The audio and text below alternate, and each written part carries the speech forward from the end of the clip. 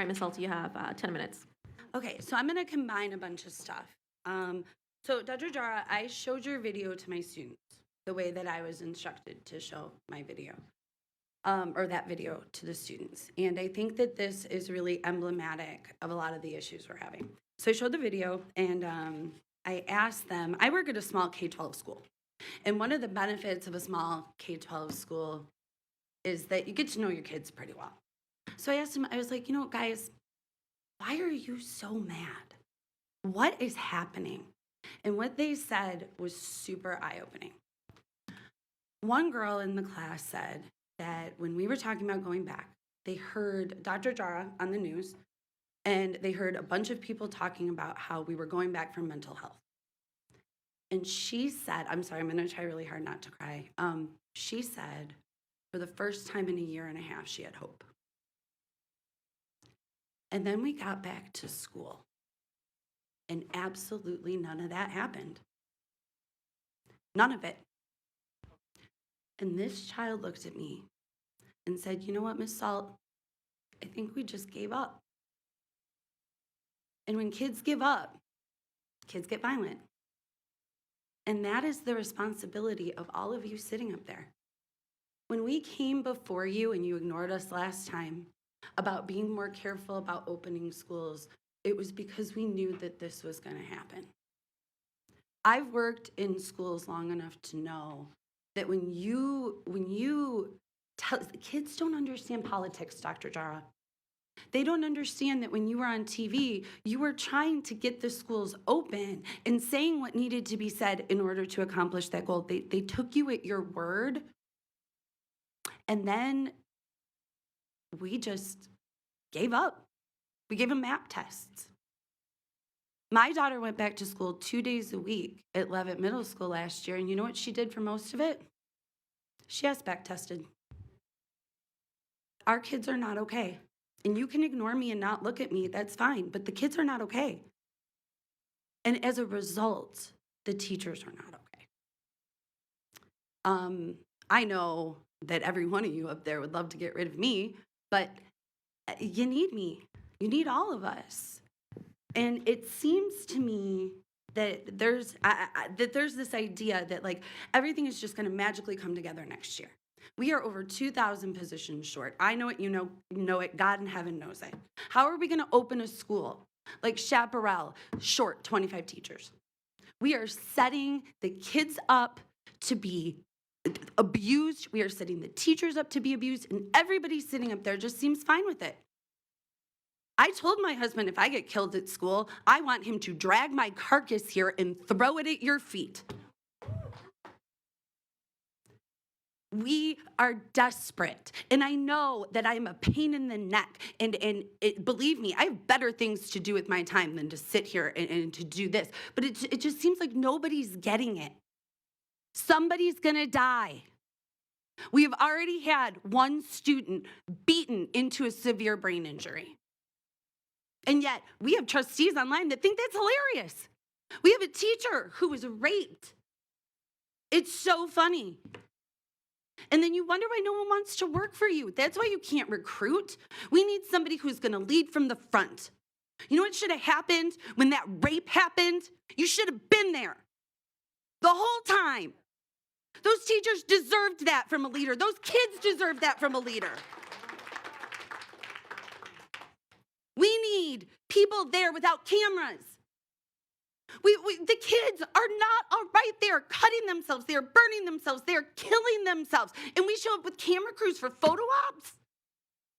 It is beyond time for the state to get involved. Beyond time for Governor Sisolak to come in and do something, because obviously none of you are going to. I would have sworn that when that girl got beat half to death with a traumatic brain injury, that one of you would have thought, oh, gee, maybe what we're doing isn't working. Is it going to take somebody dying? And I want you to think for a moment, it may not be a teacher who dies. It might be a student. Because I know you don't give a damn about us. You make that very, very clear. That you do not give a damn about us. But it might be a student. The next time this happens, It may be a kid. And you know, that panic button on my phone, which is on the complete opposite side of the room than I am usually standing on when I teach, is absolutely no help. None. None at all. And I want Governor Sisolak to know that a dead teacher or dead students are really going to screw up his reelection chances. 3 of you are up for reelection. They're going to screw up your chances too, because that seems to be all politicians care about. Get the money. Say what I need to say so that the donors will send it in. And who cares if a community that is grieving, if I kick them when they're down? It's fine. It's just politics.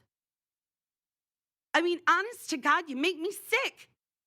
This isn't okay. None of you were there at El Dorado. You know, I've talked to staff at El Dorado, and the response, one of them said she went home and threw up.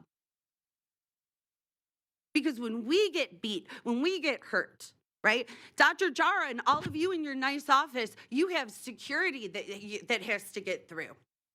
You have cops here. I can't come up to you.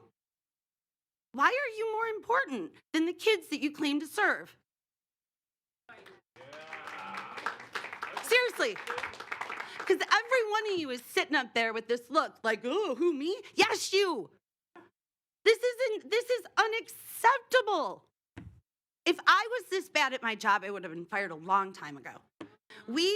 And that's the next part of what I want to talk about how every ounce of grace in this district is applied to the top.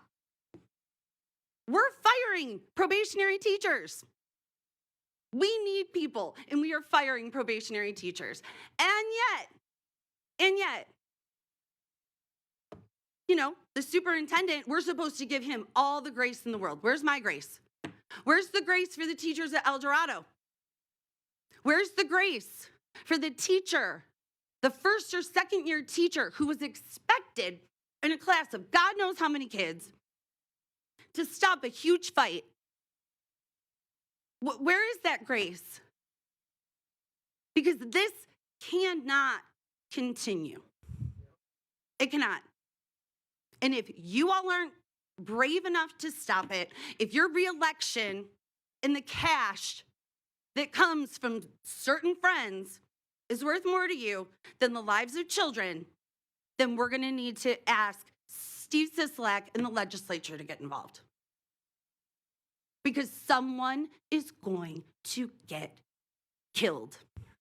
And when they do, and I'm telling you, because here's the thing, when I come up and yell at you, it always happens. It always happens. I'm not wrong. I may be a witch, but I'm not a wrong witch. Okay? What are we going to do? You're going to stand there and call a press conference and say, oh gosh, we're really sorry. How could anyone have seen this coming? It's coming.